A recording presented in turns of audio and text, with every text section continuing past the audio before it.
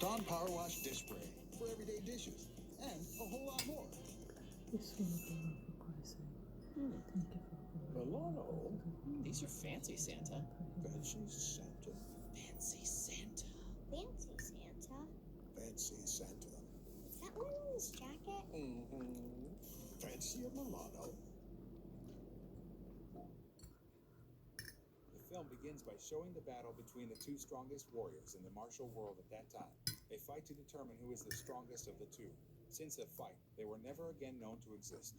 Several years into the next generation, there was a next generation who became a flying knife swordsman named Manqing and was fighting one of the strongest female warriors at that time named Shang Guanxian. In the fight, it turns out that they both managed to keep up with each other.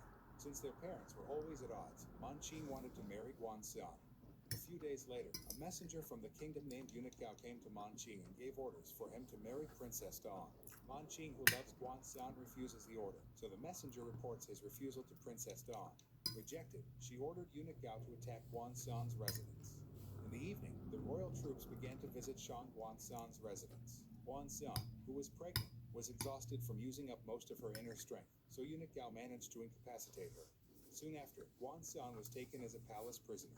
When Princess Dawn came to her, she did not like to know that Guanxian was pregnant with Manqing's child, so she said that she would soon marry Manqing and asked Yunagao to punish Guanxian.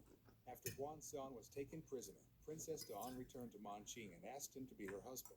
Manqing, who had no choice, finally agreed on the condition that she let Guanxian go.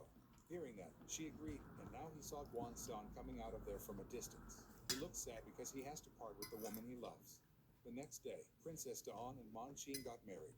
While they were at the wedding, it turned out that Princess Dawn secretly ordered her troops to finish off Guanxian.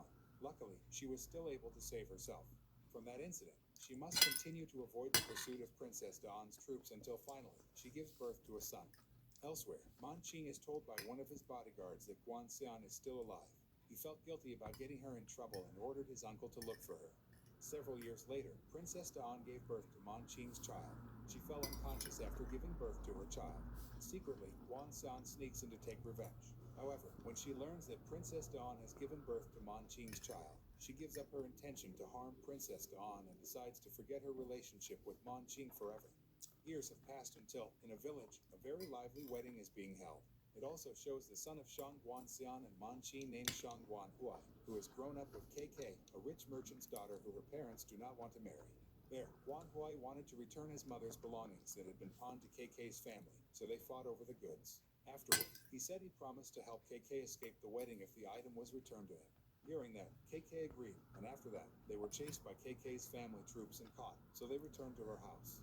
Meanwhile, the groom to be married to KK had arrived. Because she still doesn't want to continue the marriage, Guanhuai makes up a story that since childhood, he has fallen in love with KK and loves each other.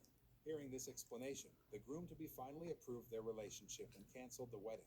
Master Fan, who found out his daughter had failed to marry, looked very upset.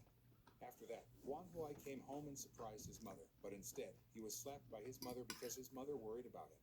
He realized that this was all his mother did to protect him. Suddenly, he fell unconscious because he couldn't afford to bury his mother. When he woke up, Guanhuai had been tied to a pole, and a woman named Chai Yue was right in front of him. She asks if he is the son of Manqing, the flying knife swordsman. Guanhuai refuses to reveal his true identity and says that he is willing to be killed by the mysterious woman. Then, she scares him by saying that the potion in front of him is a poison that can kill him instantly. After inhaling the scent for a while, Guanhuai realized that the potion was medicine, not poison. Then he came out and watched Chai Yue practice martial arts. He was so mesmerized by her movements that he didn't realize he had been caught. Soon after, Chai Yue approached, and Guanhuai said he accidentally saw her practicing. However, she suddenly fell unconscious, so he channeled his inner strength to treat her wound. Not long after, they were chatting on top of the pavilion while enjoying the beauty of the night sky as they couldn't fall asleep. Elsewhere, Princess Dawn asks Manqing if he has found Guanxian's whereabouts. He said that he didn't know about it. Princess Dawn said she didn't. Not done. Winston, we liking that script I sent? Yeah, loving the detail. Right? You get to play the... Want Guanxian back. Even so, Manqing insisted on finding her. Because of that, she thought that her son was not the heir to the legendary swordsman Manqing. Sometime later, Manqing met his uncle and asked him to immediately find Guanxian and his son. After his uncle left, he suddenly remembered his past, who had challenged all schools to face him to show who was the strongest. But in a fight, Manqing managed to defeat his opponent, but he became very guilty because his opponent was injured, so his attack killed his opponent. On the other hand, the assassins finally managed to find Guan Huai.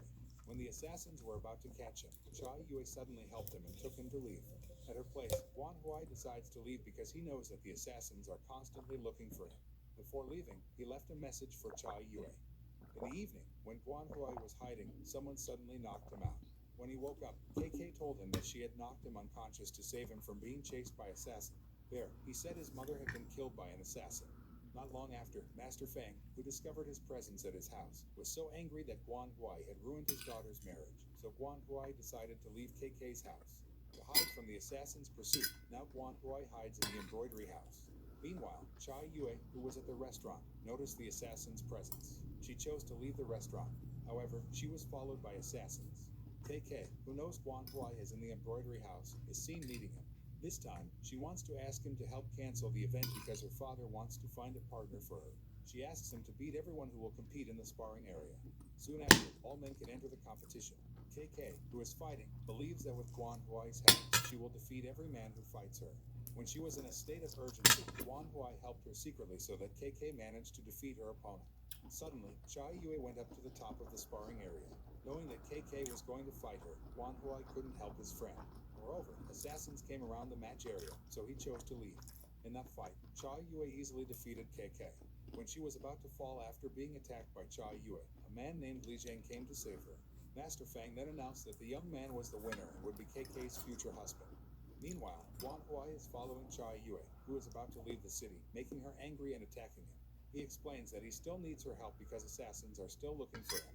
At KK's place, the young man introduced himself as Manqing's son and Princess Dawn's son. Master Fang was even more excited and wanted to immediately marry off his daughter to Li Zheng. However, KK still tried to refuse the marriage. At that time, Princess Dawn looked worried about Li Zheng's departure and didn't like his attitude of wanting to find out where Guan Huai was. Seeing that the situation did not improve, she immediately discussed the matter with Eunuch Gao and ordered him to find a way to immediately kill Guan Huai. Meanwhile, Guan Huai, who came home, saw the assassins were there, so he immediately left the house to meet Chai Yue. When he met her, Guan Huai told her he wanted to take his mother's relic home. On the other hand, at that time, Li Zheng remembered his mother's words if Guan Huai returned. Then all the rights he had now would be lost because they would be given to Guan Huai. Even so, he still wanted to keep his promise to his father that he would bring Guan Huai home. However, KK was not happy with the existence of Li Zheng and her family. She asked why Li Zheng had come to the city, and he told her he was looking for someone named Shang Guan. KK said that the person named Shang Guan had died. After that, she left him. Behind the house, Guan Huai finally managed to retrieve the inheritance belonging to his mother with Chai Yue. The next morning, KK wanted to take Li Zheng around the city on a horse, but her horse got out of control and almost hit Guan Huai.